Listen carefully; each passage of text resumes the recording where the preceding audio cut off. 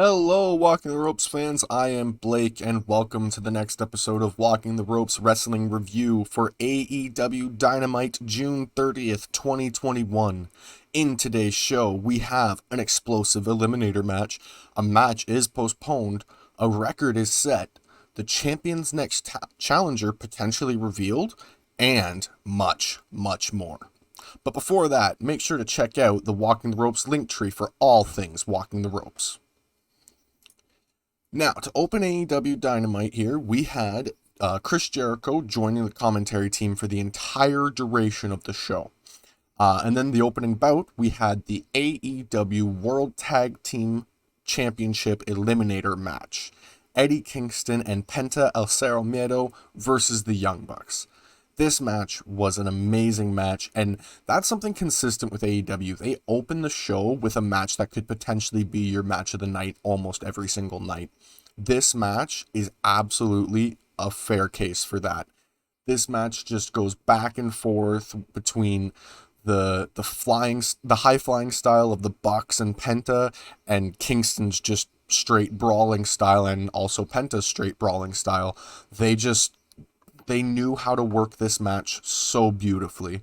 They start a brawl to start this match out, but eventually Kingston and Penta take control of Matt Jackson.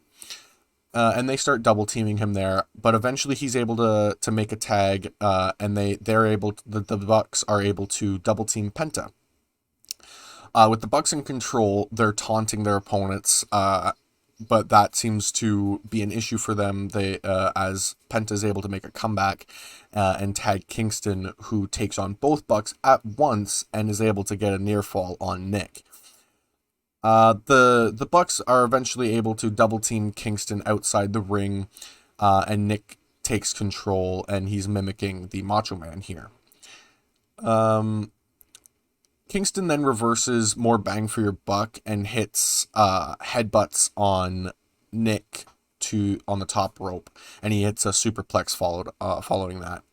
And Kingston then makes the tag to Penta and comes in and takes control of both men, hitting a corkscrew code red on, I believe it was Matt Jackson, for a near fall there. And Penta gets reversed here, and the Bucks are able to take control. Kingston and Penta double team Nick for a near fall, but it's broken up by Matt. Like I said, this match just goes back and forth to the point where, the Bucks got in control real quick, but it immediately flipped, and Kingston and Penta were able to start working away on it. We then get Matt hitting a crossbody on the outside on Kingston, and Nick and Matt are exchanging blows in the ring. Nick then grabs the ref so he can't see the low blow that he delivers to Penta, and then the Bucks hit the Fear Factor double stomp that the Lucha Brothers usually hit, and that gets a near fall, but it's only because it's broken up by Kingston. And followed by that, we get the Good Brothers coming out, and they cause a distraction here, and Matt and Nick. Okay, so the Good Brothers, they cause the distraction here, and we have Cutler attempting to spray Penta with the cold spray, but he ends up spraying Matt with it, and the team of Kingston and Penta are able to take control here, and Penta then hits the Fear Factor, and Kingston hits a either it was an elbow or a right of some kind, and it knocks Nick down, and Frankie Kazarian during that point also took out Brandon Cutler, and the Fear Factor got the win on the Young Bucks. So Eddie Kingston and Penta El Cero Miedo defeat the Young Bucks and become the new number one contenders for the AEW World Tag Team Championships. For my Malteser scale, I gave that a 4.25 out of 5, as this was just a fantastic match. If you want to watch great tag team wrestling, this is absolutely a match you should watch. Moving on, we get Jurassic Express and Christian Cage talking here. And Christian is praising Jungle Boy, basically saying like he's the future of this business and that he's got a lot more matches ahead of him than he does behind him, which is absolutely very true. And I'm excited to see Jungle Boy's career path from here. And then we get Luchasaurus coming in, and he tells Christian that he has his back for looking out for Jungle Boy while Luchasaurus was gone there. And that's a really cool moment because it seems like we're gonna be continuing on this sort of team aspect here, which is going really well. Not that necessarily Christian needs it, but it's always nice to know that there are friends in situations where if Christian needs it, he has them. And then we get Ethan Page talking with Tony Schiavone about his coffin match challenge with Darby. And Page says that what he's been doing hasn't really been enough. And his goal is to is to exterminate Darby Allin. And crippling him isn't enough. He has to cripple him mentally now. He says he will close the coffin on Darby. And then we get Sting coming out, and he's dragging a coffin behind him. And you can only imagine who's in the coffin because out pops Darby, and they just start a huge brawl on Page and Scorpio. Sting taking care of Scorpio there. And Page gets on the mic and says, next week's match is off, so because he wants a contract made up that states that Darby can't touch Page the week before the match because he knew Darby would try to make Page not 100% heading into their match. Which is very fair. I mean, as much as it's kind of that dastardly heel tactic there, I kind of see where he's coming from. We move on and we get a singles match between Jack Evans and Jungle Boy. They're going back and forth and just exchanging holds. Like, this is just a flipping crazy match, and I do mean that quite literally. It's a fairly quick match, though. They do just go back and forth, flipping and switching up who's getting what hold and whatever. But Evans then eventually sets up in the kind of finishing of this match here for a big knee in the corner, but Jungle Boy is able to hit a big kick and locks in the snare trap for the win. We get Jungle Boy defeating Jack Evans there.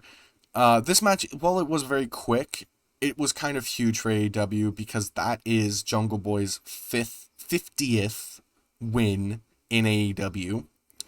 And that is the most by any the most by any competitor in AEW. He's the first person to reach 50 wins, and that is absolutely a huge accomplishment by Jungle Boy. And my Malteser scale for that match, I gave it a 3.25 out of 5. It was a really good match, solid all the way through. But when you're following up that tag match that we just had, it makes sense that it's not on the same level. After that match, the Hardy family office goes to jump Jungle Boy, but they're stopped by Jurassic Express, and basically just a huge brawl ensues. We then get MJF talking about his match and as well Chris Jericho, and he calls Chris Jericho a joke. And he also then says he'll announce his stipulations for and next week for, I think, a match they were saying with Jericho that's coming up, and I'm looking forward to that for sure. He then turns his attention to Sammy and says he will beat Sammy because he's better than him, and he knows it, as MJF always says. We then get Andrade El Idolo saying he will make an example of Matt Sydal next week at Road Rager for interrupting him last week, which, very good.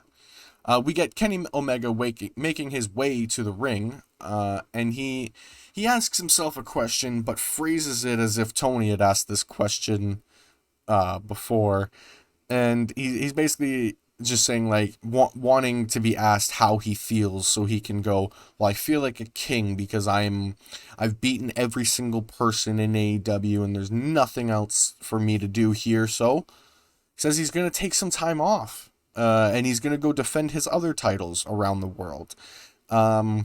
Well, that's very interesting, but it seems like the Dark Order has something else to say about that. We get Evil Uno coming on the mic and saying that he thinks differently here. He thinks that there is somebody that Kenny hasn't beaten yet. But Kenny goes, well, it's none of you. You guys aren't able to challenge me. And Uno goes, well, you're right. None of us might have the wins necessary to challenge for the world title. But we are friends with the number one ranked singles competitor in AEW. But before Uno can say anything more here, Kenny says if he is talking about the guy he thinks he's talking about, that guy doesn't have what it takes. He doesn't have the guts to face Kenny.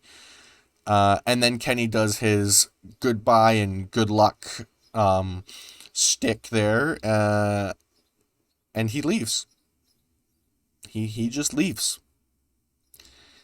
And before his match next here, we get Brian Pillman cutting a promo on Miro, and he says he's going to prove Miro wrong.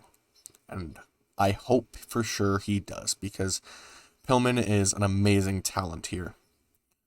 So, TNT Championship match, Miro versus Brian Pillman Jr. To start this off, it is looking like it's just going to be a huge squash match, with Miro just getting all of the offense. Like, Pillman does get some moves in, like he flips Miro off of him a couple times, but as far as the actual offense go, it is all Miro. Miro hits a fisherman suplex, and anytime Pillman is able to actually make a sizable comeback, Miro just is able to smother him. He's basically toying with Pillman at this point. We do get Pillman hitting a springboard drop kick, sending Miro outside, and he hits I believe it was another springboard drop kick following that up. And then they get back in the ring, and Pillman gets a 1 count after a top rope clothesline.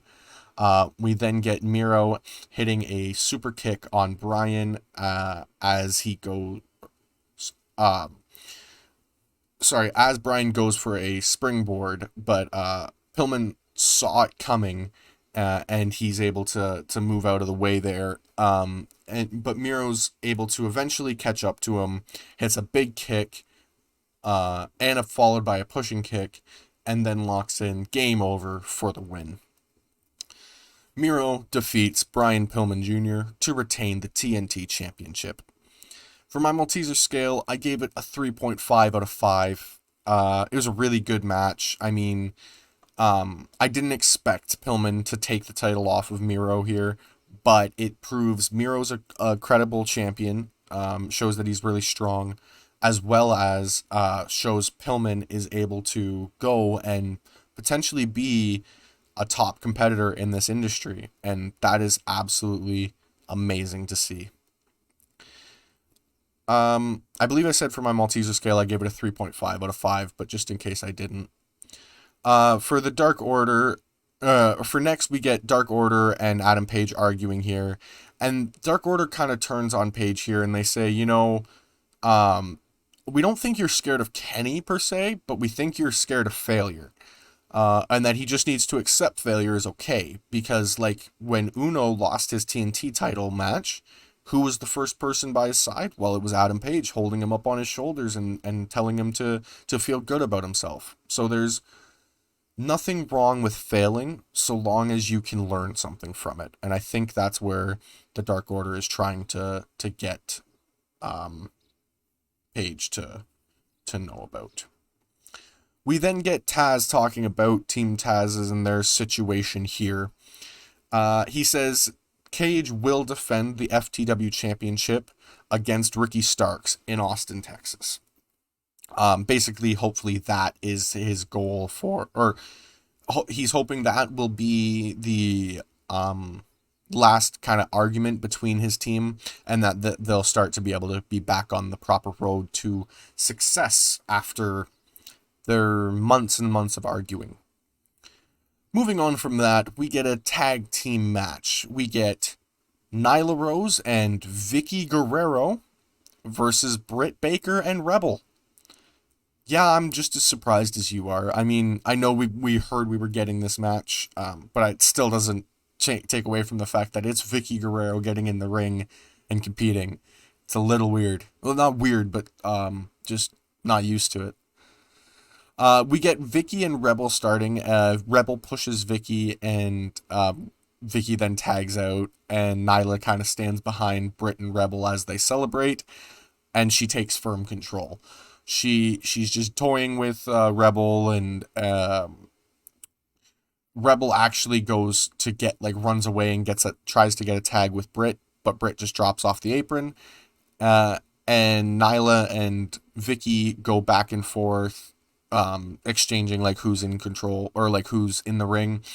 During that time, Nyla also sets up a table on the outside, and um, Rebel starts to come back against Vicky here.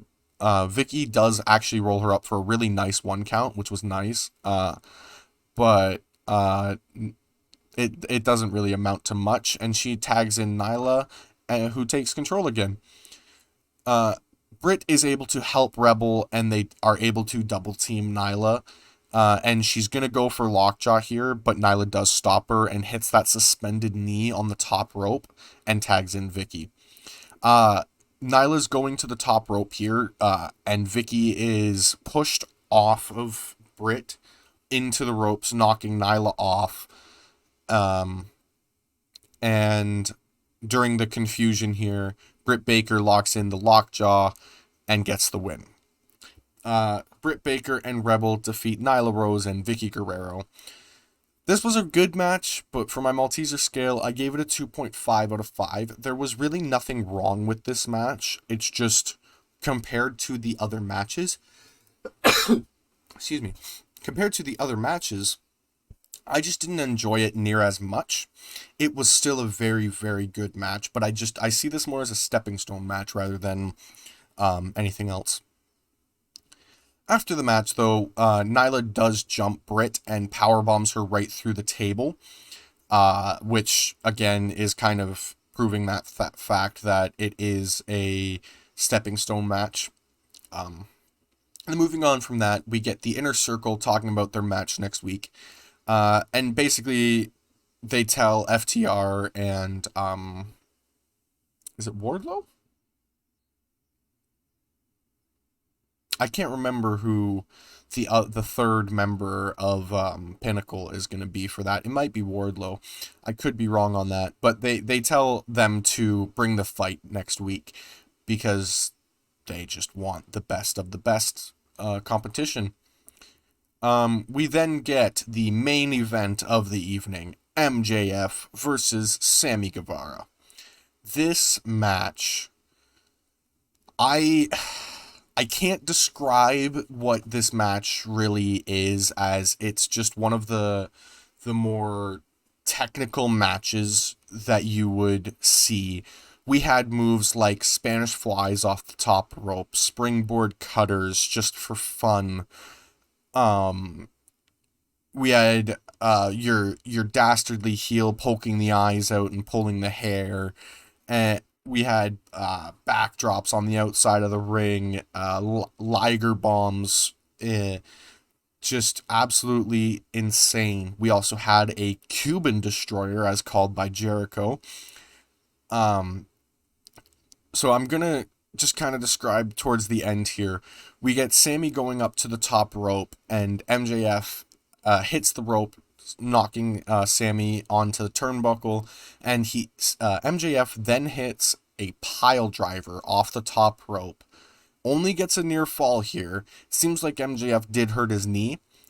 We then get Sammy rolling up MJF for a near fall, but MJF eventually goes for the Heat Seeker, but Sammy fights out and hits the GTH, but MJF's feet do go into the ropes during the pin, so that stops that. Sammy then hits the 630 senton for a near fall, and Sean Spears, comes out, and Jericho goes to stop him, but Wardlow grabs him on the stage and sends Jericho flying, while Sean hits Sammy with a chair.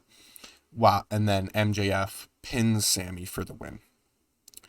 MJF defeats Sammy Guevara in the main event of AEW, the last main event of AEW in this string of Daily's Place filmings, tapings, shows, whatever we want to call it.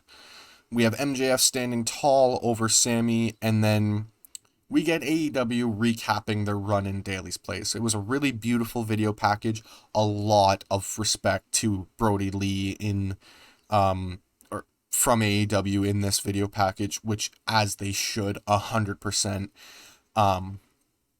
There is nothing I can say badly about this show. My overall for this show is a 5 out of 5, 100%. This was a perfect show.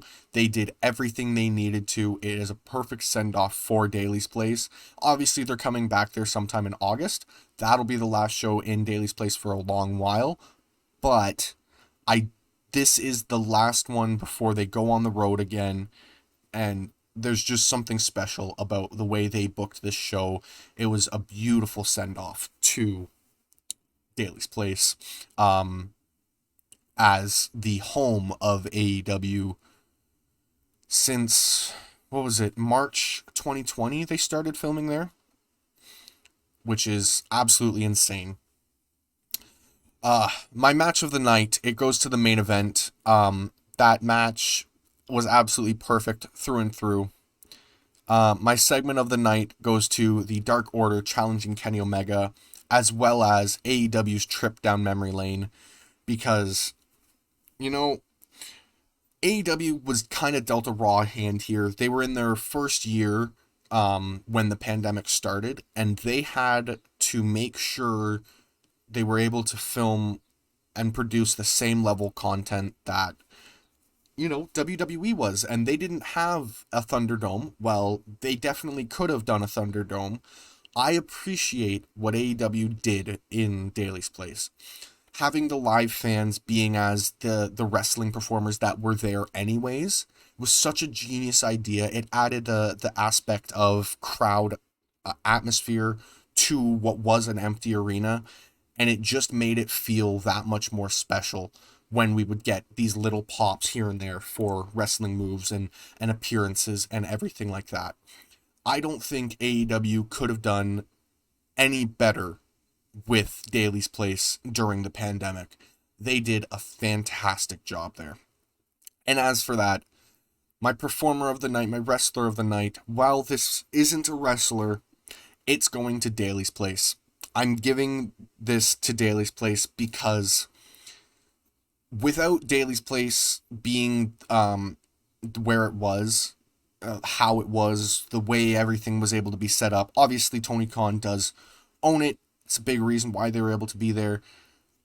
Daily's Place is still, it now holds a huge piece in AEW history. And that is something that I did, it's really, it's similar to the arena that All In was in Chicago.